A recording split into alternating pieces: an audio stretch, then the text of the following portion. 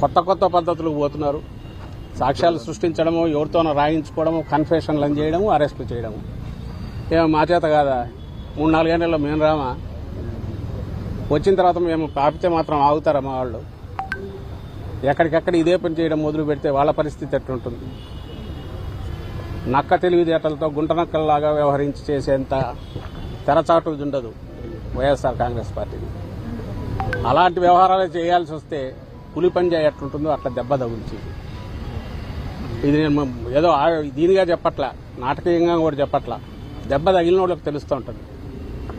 నువ్వు ఆ దెబ్బ కొడుతున్నావు అంటే, ఎట్లయినా కొట్టచ్చని నువ్వు చూపిస్తున్నావు అంటే, ఆ ఎట్లయినా కొట్టడంలో నీకంటే బలంగా కొట్టగలిగిన శక్తి వైఎస్ఆర్సీపీకి ఉంది. ఎందుకంటే ఇది అభిమానంతో ఏర్పాటైన పార్టీ,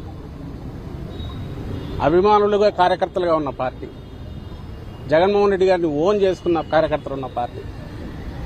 ఈ దెబ్బ చాలా భయంకరంగా ఉంటుంది.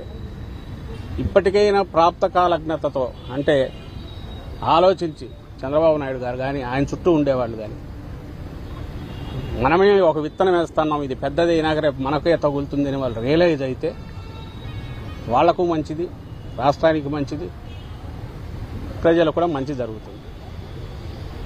ఇంతే మేము విజ్ఞప్తి చేయగలిగారు. ఇది ఎల్లకాలం ఉండదు, సీజన్ మారుతోంది. 5-6 నెలలు అయింది, ఇప్పటికే మొదలైంది. ఇంకొక 5-6 నెలలు అయితే వాళ్ళు కడుక్కోవడానికే కుదరదు. వాళ్ళు గొడవలతో సరిపోతుంది. ఆ తర్వాత 2 ఏళ్ళు అయితే ఎన్నికలు వస్తాయి.